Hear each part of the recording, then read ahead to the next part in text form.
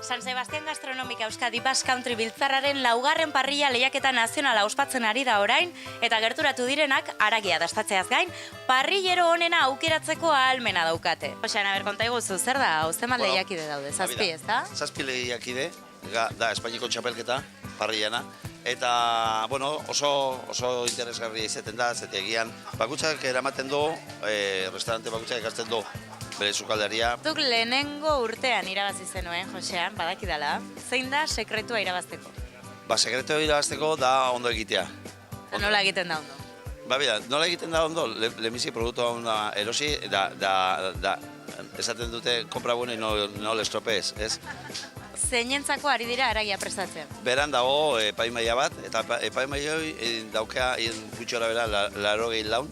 Erdia da epaimaia ofiziala, eta beste erdia da popularra.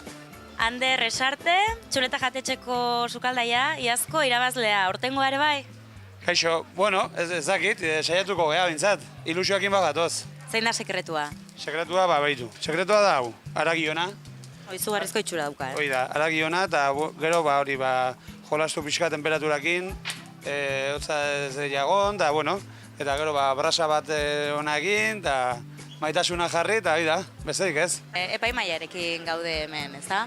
Bai, hemen ez da lan erresa izaten ez. Eretzako benetan esatea zein egiten du ondo, zein egiten du gaizki, zein atera du nerbio handi izaten di, ikusi duzu jendea urduritasuna, txuletazko egin behar. Zer da gehien baloratzen duzula haragia probatzen duzunean? Nei zaporea. Zaporea eta ondo egin da ondela. Danak onak eta hobena erabaki barra dau bat zein da, baina egizan bai haragi aldetio, bai testurea. Hoban urtu ikendan haragi da, txuleta zartutakoa, oso ondo preparatue, oso ona. Ardura handia alda, epaimaikidea izatea?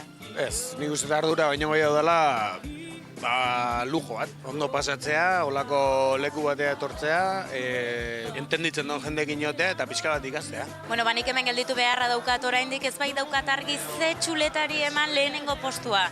Beraz, zuen omenez, Donostiatik nahi haragago Euskal Herria, zuzenean.